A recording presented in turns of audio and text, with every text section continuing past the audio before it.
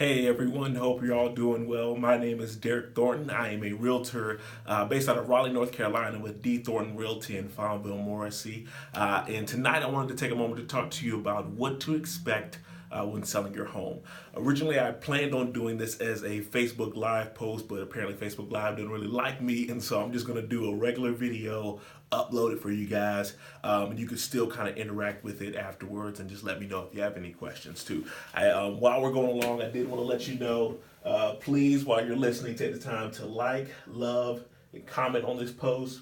If you know someone who's looking to sell their home near down the future, or maybe if they have any questions, share this video with a friend. Ask questions. Again, like I said, this isn't live, but I still want you to ask questions in the comment section, or you can send me a private message, and I'll be more than happy to answer those as well. And then again, too, I'm never too busy for your referrals. Now, I don't want this to be like a sales pitch or anything like that, but if this information is helpful for you and you really think that you might benefit from us working together, I'd love to help you out. And so I always want to put that out there for you guys as well. So let's get started. From the very start, when you're first looking to sell your home, there are three main objectives that you need to have in mind at all times. The first is that you want it to sell for the best price possible in the shortest amount of time, and you want it to have the least amount of hassle. And so those are three things that you need to keep in mind, and those are three things that I'll kind of reiterate as we go on throughout the night. But that's the first thing that I've written here on my board for you. Remember, best price. Now, notice I said best and not highest, okay? So you want to have the highest price isn't always the best price. You know, there may be other restrictions on it or other issues with that offer, with that buyer. And so you always want to do what's most beneficial for you. Second thing, shortest amount of time. The longer that deal stretches out, the more issues and problems you can have. And so you want to make sure that you're trying to close that deal as quickly as possible, but still being realistic with your expectations. And then the hassle, least amount of hassle. You don't want to have a lot of problems or issues coming up. You know, we always hear about drama-filled real estate transactions. We don't want that to happen with you. And so that's why we're always trying to make sure we have all three of those things. And again, like I said, make sure that it's not just 2 out of 3 or 1 out of 3. You may have a really high offer that can close in 2 weeks, but they've got a separate addendum with 15 different issues and things that they want you to resolve. And so you always want to make sure you're taking all of that into account, and anything that you're doing to get this home ready for the market, those three objectives always need to be in mind.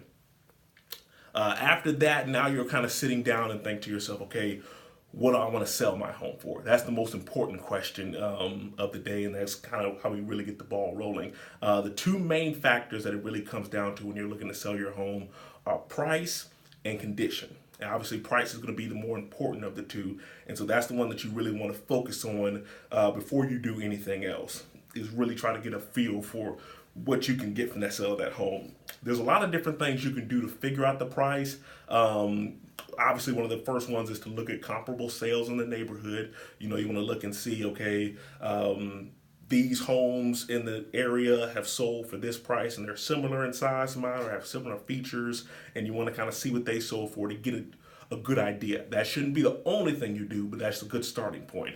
You also want to take a look at other, you know, there's a lot of third-party sites out there that can give you like an estimate of what your home is worth. Again, that shouldn't be the only thing you do, but it can help to kind of get you in the ballpark and get the wheels rolling of like what other buyers may think your home is worth.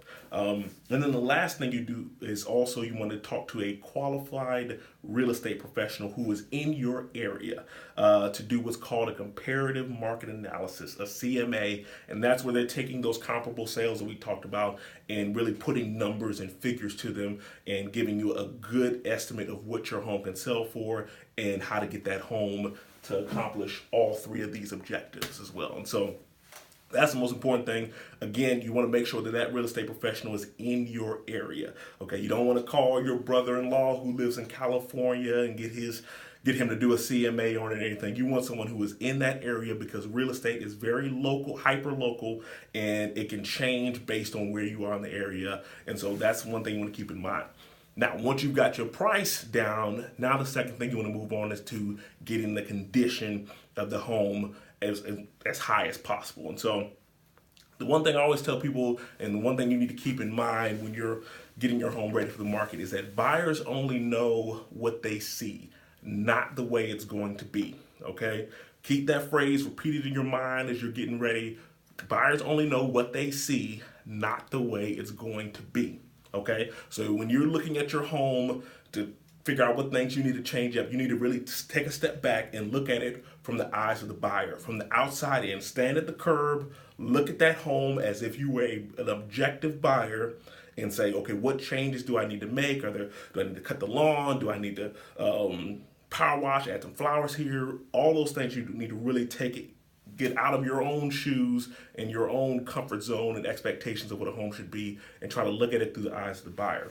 If you have liquid cash to be able to make changes or improvements to the home, it's best to do that up front before you put the home on the market. So if the carpet is in really bad condition, or if there's some other issues or problems that may need to be handled beforehand, it's usually better if you can address that up front before the home ever gets shown. And so if you have carpet that's in really bad condition, if you have the liquid cash to handle it, it's usually going to be better to go ahead and change it out before a buyer ever gets in there. Because again, they only know what they see, not the way it's going to be. They may not be able to envision that home with fresh new carpet all throughout. And so it's usually better, if you can afford it, to make those changes beforehand. The next thing you want to do, and this is usually the easiest, and I say easiest by as far as like cost and finances, but time it takes a ton of, but clean and declutter that home. You really want to make sure that you give the best impression of that home being spick and span clean in every way possible. If I showed a buyer two different homes, and one home is great option or whatever, but it's really dirty inside. It doesn't look like it has anything wrong with it. It's just dirty. There's a mess. There's marks all over the walls, clothes all over the floor, carpet stained and everything like that. And then you have another identical home that's very similar to the first one, but it's completely clean. The buyer is automatically going to assume that the dirty house is going to have more repair issues.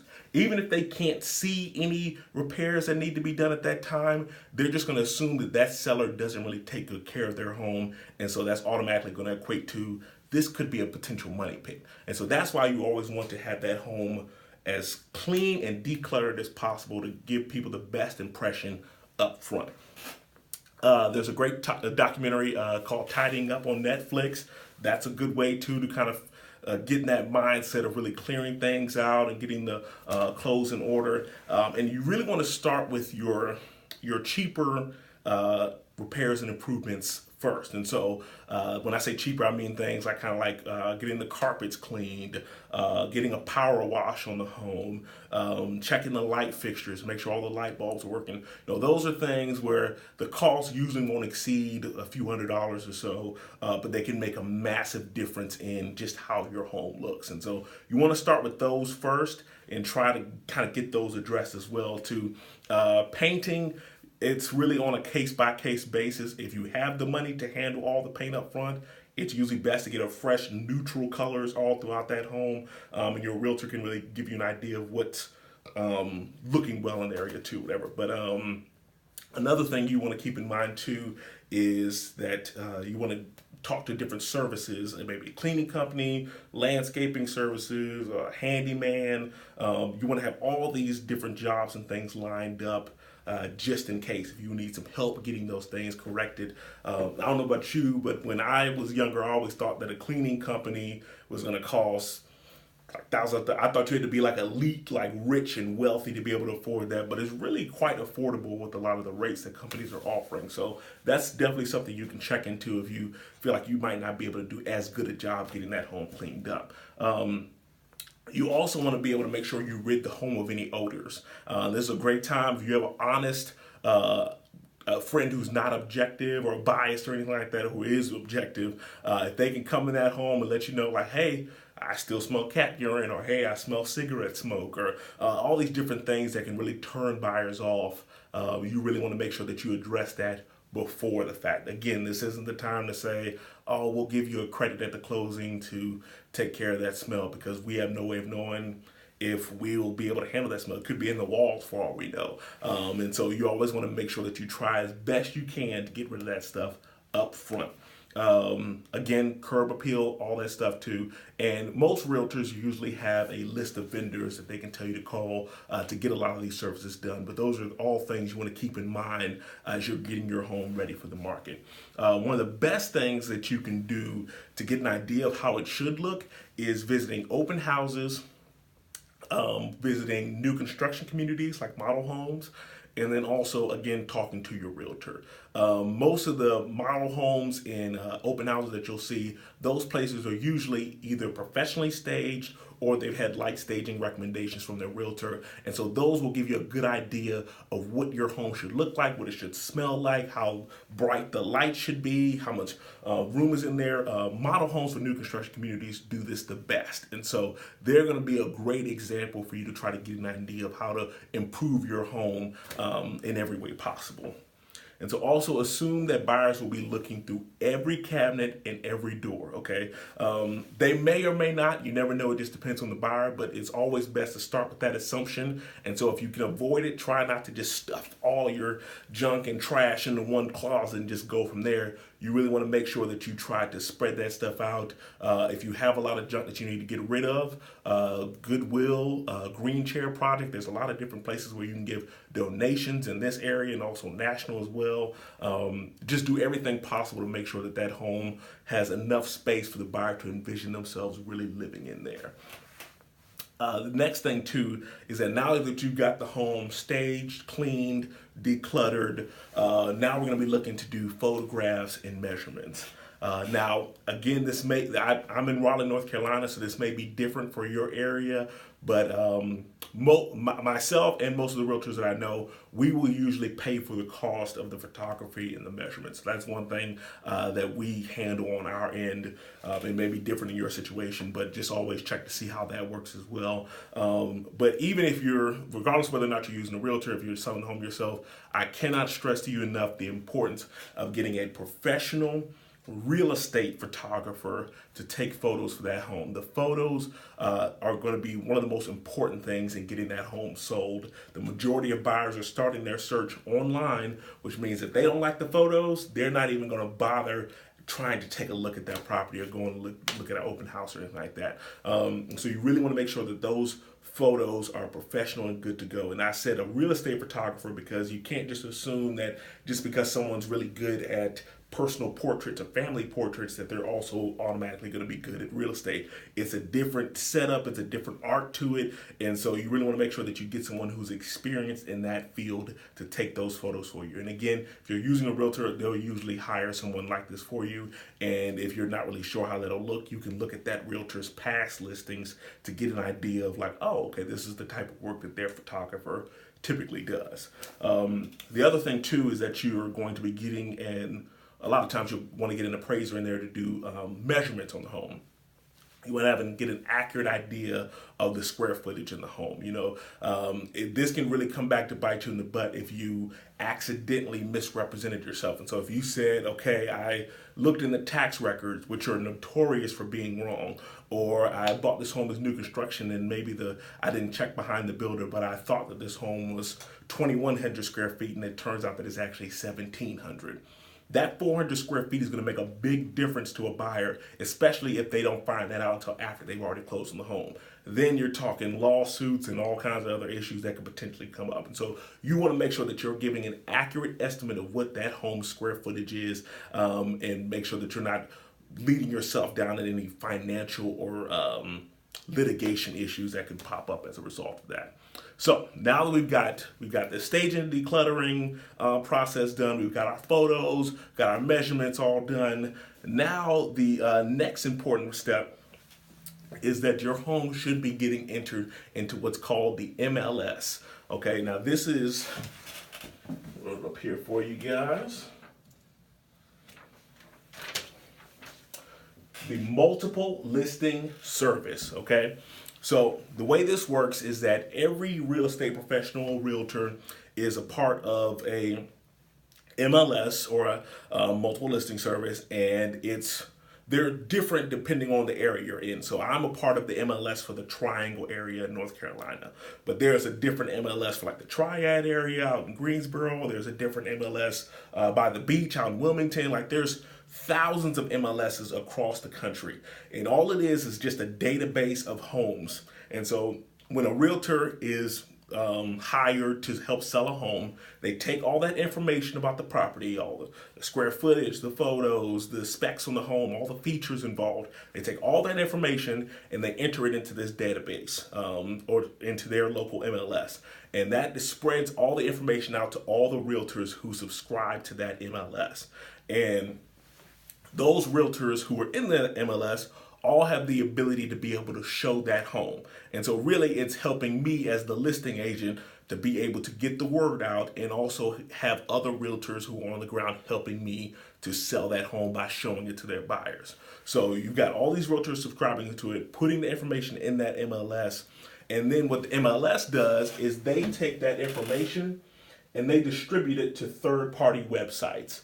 And so when you're thinking about your other website, like your Zillow, Realtor.com, FMRealty.com, any of the search sites that you use to find a home, they're all getting information from various MLSs all over the country, and they're giving it to you. And so that's why you want to make sure that your home gets entered into the MLS, because if it doesn't, it's not going to go to those other sites. Or you would have to try to enter them in individually, which would be incredibly tedious and incredibly difficult for you to do. And so that's why you always want to make sure that you, if your realtor isn't doing it, that you're doing, or somebody is getting that home entered into the MLS, because that's going to give you the most exposure, get the most eyeballs looking on that home, and make sure that you can get it sold as quickly and for as high a price as possible. Now, the other option too, whatever, this is also around the time when we're getting like a for sale sign that's going to be placed in your yard too, if you're working with a realtor, or even if you're doing for sale by owner, this is usually a time when you're putting that sign in the yard to kind of let people know that this home is going to be listed or is actively listed right now. But again, the majority of your foot traffic and your showings are going to come as a result of it being online, not really people who are just driving by and just happen to see it. So always keep that in mind too. The other reason this is important for you to know is that if you are a for sale by owner and you're selling a home yourself, if you don't have someone putting in the multiple listing service, one, that means that you have a very difficult time getting the exposure out there.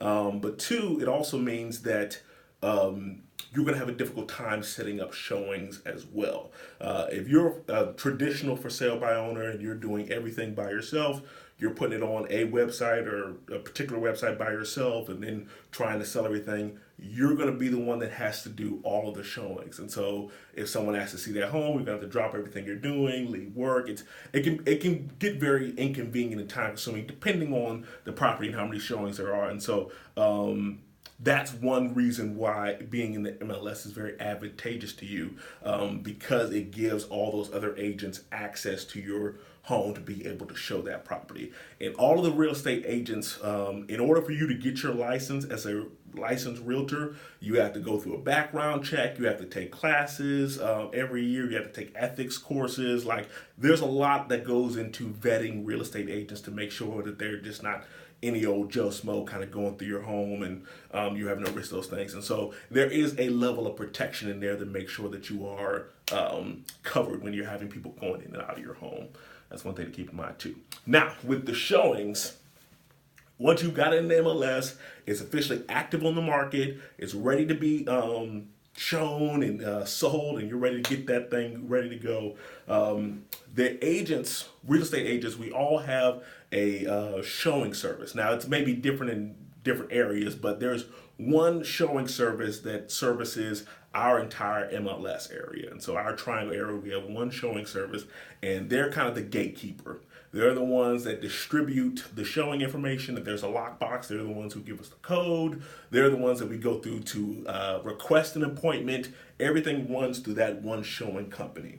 And most showings are usually going to happen between about 8 a.m. and 8 p.m. Now, again, this is for our area, so it may be different in yours, but that's the typical timeline that showing is going to be happening. Your goal as a seller is to have as few restrictions on showings as possible. Okay, the less restrictions you have, the more success you're going to have getting that home sold. Okay, you don't want to. You every now and then we might run into a seller where they're like, okay, you can show our home every fifth Sunday of the year, or some crazy rule where it's like, okay, we're never going to be able to get in there. You want to have as few obstacles as possible to the buyer being able to get in that home, because the more eyeballs you get on it, the more success you'll have to get the best price, shortest time possible, with the least amount of hassle. So that's why you really want to make sure you're focusing on that too. When it comes to the different showings in our area, we have 3 different statuses for your showing that it can be in, okay? Show it to you right down here. We have 3 different ones. It's go, courtesy, or appointment required, okay? So the go status is the best one. That's the creme de la creme. That's our favorite. That's the vacant status, okay? That basically means that I, as a realtor, can drive up to your home, pull out my phone, enter in a couple buttons, boop, boop, I'm good to go. I get the code straight to my phone, and I can walk right in and go show that home or whatever. It's the least amount of hassle. It's the least amount of problems. I don't have to worry about working around somebody else's schedule. That is our favorite showing appointment. And so that's going to be the one that you want to have. Now, obviously, there's going to be a lot of situations where you may still be living in the home while it's being shown, and go is not going to be the ideal situation for you. But that's the top one if we can get it. The next one, courtesy, is essentially the same thing as go, but this one is usually for people who are saying like, hey, I will automatically, you can still pull up to the home, enter in a couple buttons, and you'll get the code to my lockbox. But I still, as the seller, want to get a phone call or some type of notification just letting me know that you're seeing the home. That's all courtesy means, that you get a courtesy call letting you know that the home is being shown. And so that's still a great one too. That's usually good for people who may still be living in the home but have a very flexible schedule and can be scarce at a moment's notice, whatever. That one usually doesn't happen as often, but it is an option. The last is appointment required. Now this one is kind of a wild card in the group, because it really could mean one of many things. You know, you could have a situation where it's they just need some type of notice and they can get out of the house quickly, or maybe a situation where they need like 2-3 hours notice, and they or like the sellers might not be that responsive, and so you're waiting to get approval and you never get it. And so appointment required can really cause a lot of hassle. And so I still have sellers do appointment required all the time, but you really have to stay on top of it and make sure that you're ready to accept that appointment and get out of that home if needed to have that showing set up. The default time for the showings in our system is 1 hour. And I know what you're thinking, okay, 1 hour, that's a long time to do a showing. Trust me, it usually doesn't take that long to show a home. On average, it's only going to take us about 15 to 20 minutes to get through that home.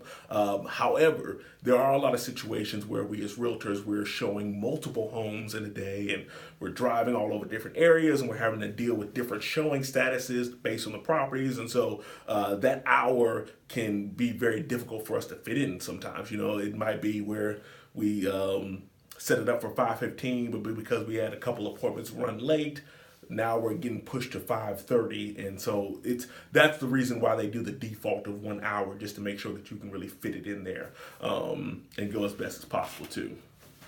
Now, again, I know it's inconvenient and I know it's a hassle, but the most important thing that I can say to you about showings is that you absolutely want to be gone from the home during showings. I talked about this in one of my past videos, but I beg of you, please do everything possible not to be in the home while it's being shown. A lot of times we have people who think, well, I'm the seller, I've lived here for X amount of years, I know everything there is to know about this home, nobody knows it better than me, I'm the best person to be a tour guide.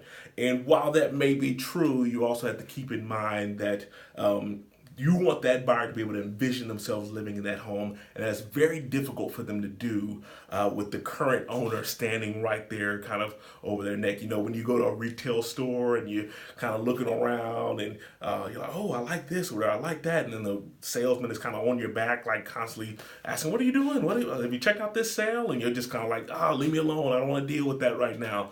That's why you want to make sure that you're gone. You don't want to give off that kind of impression or really get on the buyer's nerves in that sense too. The other reason is that when you're kind of standing in there and stuff like that too, and telling them all this information about the home, buyers don't really have much reason to trust you.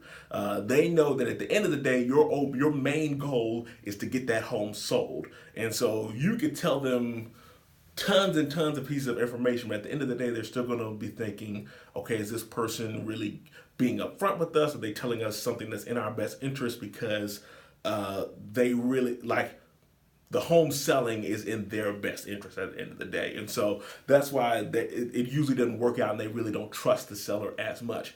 Not to mention, you could also give away very valuable bargaining power if you share some information that's secret. If you tell them like, oh, we need to be out of the house by X date or something like that. Now they're thinking, oh, okay, well, we can push them like they're kind of getting close to the deadline, we can probably push them and get a little discount on the price. And so there's just a lot of things that can go wrong, and there's very little upside to you staying in the home. And that's why I say it's best for you to just get out, go see a movie, go take a walk, do whatever you can, but just try to make yourself scarce while that home is being shown.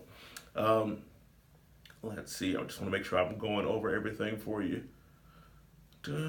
Oh, other thing too, while that home is being shown, it's also nice if you can have some light staging in there, have some music playing, and if you're able to, it's even better if you can get all the lights turned on. Again, having a tremendous amount of light is really going to be the best thing for that home. Have all the blinds open, all the lights turned up, the highest amp you can have them, and this is something that you will see in new construction communities. Like I said, it was incredibly bright because they know that makes the home look larger and it will make more welcoming. And so do everything you can to make that home as bright as possible for those showings. Now that the home has been shown, we've gone through that whole process. Now let's talk about after the showing. Okay, so the agent has just finished showing your home. Anytime we show a property, our showing system automatically sends us a feedback email. And basically this is just asking us, hey, it's usually a questionnaire where it says like, hey, how would you rank this home on a scale of 1 to 5? What do you think about the price? What do you think about the curb appeal? Do you have any other comments about the home? And this is really just that agent's opportunity to say like, hey, my buyers loved it, or hey, they didn't like it. The fence looked really bad, or they didn't like the layout of the kitchen. All of those different levels of feedback, this is their opportunity to do that. Now, this is a great way for you to be able to make adjustments as the seller. And so you really want to pay close attention to whatever feedback you may get. Now, keep in mind, on average, the feedback response rate is usually about, I'd say, somewhere in the ballpark of about 60%. And so you probably won't hear back from every agent who shows the home, but you should hear back from enough of them to be able to know if you need to make changes. If you think that the cat urine smell is gone, but the last 4 agents who have left feedback have all mentioned it, now you know you've got a problem. Or if the last 3 agents have all mentioned something about the price being too high, now you're getting a feel of, okay, now I notice a trend, we need to make adjustments. And so feedback can be very helpful in that respect too. And that's one thing you want to keep in mind too. If you're a for sale by owner, make sure that you have some way of getting that agent's contact information and following up with them to make sure you can get some type of feedback, because again, since it wasn't shown in the traditional route, they won't be getting that automatic feedback email like you would in traditional marketing. The other thing too is that your home's performance on the market is going to tell you what kind of changes you should make. And so if your realtor told you that, all right, homes in this neighborhood are typically selling in 7 days or something like that, and your home has been on the market for about 15 days, now you're starting to think, okay, maybe we need to make adjustments. Is our price too high? Let's look at our feedback and see if there's any changes. If your realtor tells you that, hey, homes in this neighborhood are typically averaging about 2 showings a week, and you're on week 2 and you've only had 1 showing, you might want to see, okay, is it just the market shifting, or is it something that we're doing wrong? Your home's performance is going to be the best indicator of how the market is doing. Because again, remember, our CMAs and all the information that we use to come up with that pricing is basically all an educated prediction. We don't know what the market is going to do under that. Like there could be a crash or something that happens a couple weeks from now that we didn't really predict happening on this situation. And so we always want to make sure that we're ready to make adjustments if needed. If there's some major shift or a national issue that goes on that could cause a change in that, we want to know that up front and be able to make changes as we go along. Now, excuse me for one moment. After you've gotten the feedback from the showings and you've kind of gone through everything, you'll have an offer come to you at some point or another, maybe from one agent, could be from multiple agents, but you'll eventually have an offer that's going to be submitted on that home. And the best way to tell whether or not it's a serious offer is if it's written. If it's not written, it didn't happen. And so a lot of times I tell people like, hey, I know that buyer may look extremely excited, and I know their agent may be like, oh, over the moon and saying, oh, we absolutely want this home, but it means nothing until you have a written offer that has been presented either through email or actually in hand. I've had too many situations on both sides of the table where a buyer changed their mind at the last second, and now we're having to go back and say, oh, sorry, but they're not actually going to submit an offer. And so you want to make sure that you have a written offer, and that's how you tell that we're finally ready to get things going. This is also a great moment where a realtor really comes in hand because there's 13 different pages. Just in our standard purchasing contract, there's 13 pages of legalese speak in addition to all the other paperwork and stuff that we have too. And it's a ton of different options in there. The very first page mentions the purchase price, but there's a ton of other items on there that can completely change that offer. For example, the purchase price is on page 1, but on page 8, there's a section where where the buyer can ask for closing costs. And that can completely change how much money you're walking away from the table from. And so you may say, oh, I've got an offer for $200,000. This is great. That's what I was asking for. But on page 8, it says, actually, there's the buyer's asking for $5,000 to celebrate closing costs. So really, it's more like an offer for $195,000. And that may change how you feel about the offer. And so there's so many different little items like that. And the realtor has enough experience to be able to come in, pick that contract apart and be able to tell you exactly okay, we need to change this, we need to change that, we need to make this adjustment, and really negotiate and make that offer in your best case possible. Because again, they're going to be looking at that offer from this perspective. Does it give them the best price in the shortest time possible with the least amount of hassle? That's what I'm looking for when I look at that offer for my seller clients. And that's what you want to keep in mind throughout the entire process. Now, the goal is to try and get a multiple offer situation. You may not always be able to get that, but that's what you want to try and do if at all possible. And you can usually tell, so the agent, if I receive an offer as the listing agent, I'm talking to my sellers about it, I can reach out to the other agents who have shown the home in the past and say, hey, we have a party who's written an offer on the home. If you're interested, now would be the time to submit your offer. I can't tell them the terms of that original buyer's offer, but I can tell them that we have an offer on the table. And the goal with that is to just try to get a multiple offer situation, because that's going to be how you end up getting the best terms and the best buyer possible to accomplish all of those three objectives. And you really want someone in your corner to be able to negotiate those terms and make sure that you find something that lines up the best with what you need. So after we go back and forth and we're negotiating, we finally get under contract, okay? And under contract means that both the buyer and the seller have signed that contract, okay? If the buyer signed it and sent it over to the seller and the seller says, that's great, we agree to do that, you are still not under contract, okay? It is not a binding contract until both sides have signed. So always keep that in mind too. Once you're under contract, you're going to go through something that's called, the buyer's going to go through something that's called the due diligence period. So that's one thing you want to keep in mind too, okay? That's a very important process in this whole transaction and everything that's going on too. So at the beginning stages, you're going to, as the seller, you're going to offer up the appropriate documents to the attorney and the buyer's agent. This is when you're giving the attorney all of your title work, all of that information. If you have HOA covenants or anything like that, you're providing that to the buyer. You make sure that everybody has what they need. A lot of times, if you have a realtor, your realtor is usually taking care of this behind the scenes for you. But this is also the time where you're going to be preparing the home for inspections and appraisal, okay? So during this due diligence period, this is the buyer's investigative period, okay? This is when they're trying to determine if this is really the home for them and really trying to decide, okay, are there issues? Is this home a lemon? Or is there anything else wrong with it? Do I not like to commute to my job? Like all of this stuff they're trying to find out during this time frame to see if they really want to go through with the sale of this home.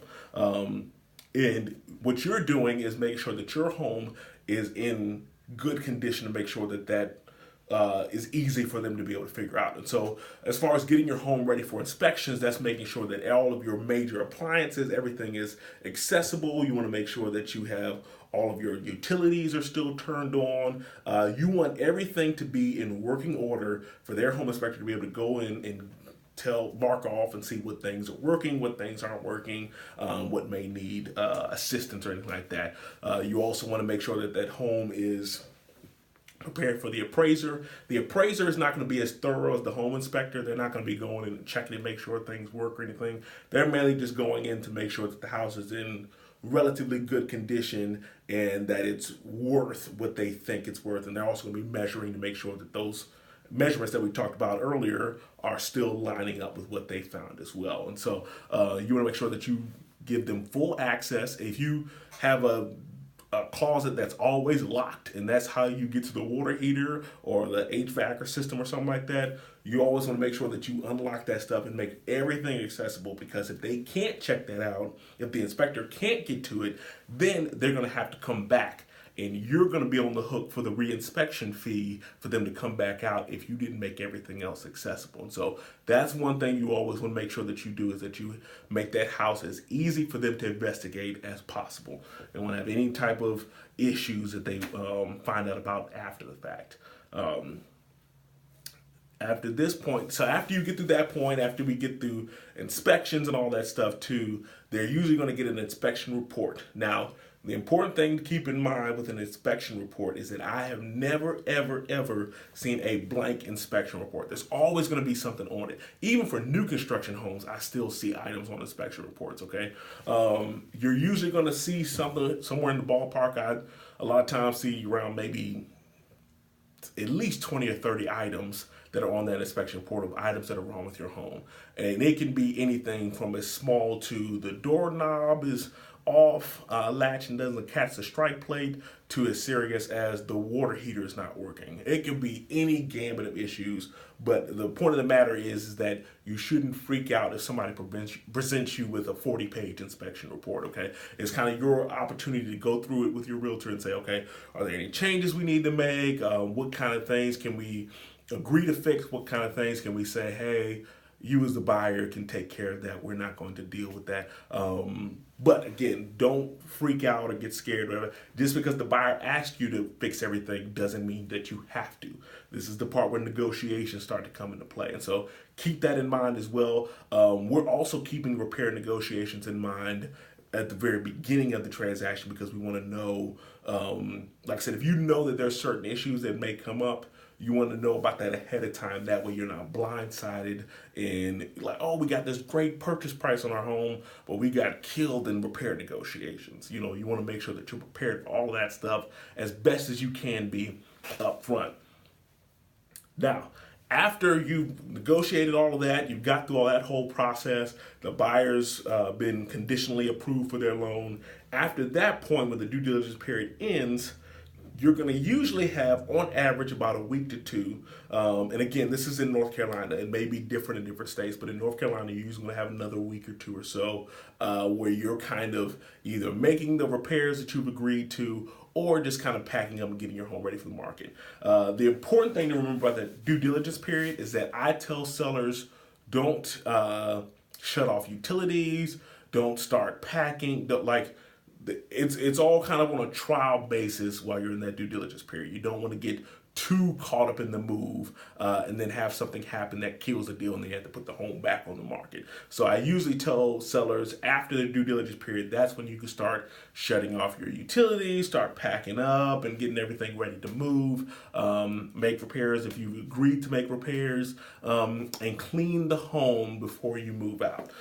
This is one thing that a lot of people really kind of neglect to do in certain situations. You know, they're moving out of the house and they're kind of in a rush to get everything done. And they are moving the couch and they bust a hole in the sheetrock, or they're moving out the washer dryer and they accidentally rip out one of the cords and now they've got a leak coming down the walls or something like that too. You really want to make sure that you're doing everything you can to leave that house in the best condition possible. The buyer is going to do what's called a final walkthrough, either the day before or the morning of closing, and you want to make sure that that house doesn't have any issues that could delay or cause issues with that closing happening. There have been a ton of times where I've walked in with a client and we got in and found out that the sellers just left the place in absolute mess, or like ripped things off the walls, and so you always want to make sure that it's as close to the condition as when they last saw it when you move out. And so if you got a TV mounted on the wall, don't just rip it out. Take the time to actually go through and remove the screws and everything like that, and just treat people the way you would want to be treated. And so that's what I tell people to keep in mind as you're getting everything moved out. Now, on the actual closing day, that's when everything is officially done. You're finally moved out, the deal is closed, and everybody walks away happy. That's when you get your money, and that's when everything else matters more in that time. Now, there's a ton of different tips and things that are happening throughout that whole process. Usually when I give a packet to my sellers, I usually give them this sheet, and I know you guys can't see it, but this is literally all of the responsibilities and duties that I listed out that I, as a realtor, am doing to help get that home sold, whatever. And this is not even everything. This is just a broad overview. And so, as you can tell, there's a ton of stuff in between all of the other steps that I mentioned tonight. But that just kind of gives you an idea of it too. But as well, another thing you want to keep in mind too, this is a home selling guide that I put together that has a bunch of different checklists and tips and advice. A lot of the information I put in here kind of goes a little further into detail, gives you a detailed checklist like, hey, did you cut the shrubbery out in the front yard? Did you get these light bulbs changed out? Did you have the music playing in the background? All those tips and more can be found in this booklet and really kind of give you an idea. I've got recommendations for vendors in here. It's just a great resource for you if you're looking to sell your home and need some type of starting point or kind of something to get ready. And so if you want a copy of that, I'm going to put a link in the comment section of this video where you can sign up, and I'll either send you a digital copy. I can also mail you a copy as well, but that's a great resource for you to use as a seller. And as always, if you have any questions, feel more than free to reach out to me. I'm happy to help. I'm here to be a resource for you guys and to help you get through the process. And again, accomplish these 3 objectives, okay? And so I hope you guys found this helpful. I'll talk to you next time. Let me know if you have another topic that you want me to address, but I will see you later. Have a great evening.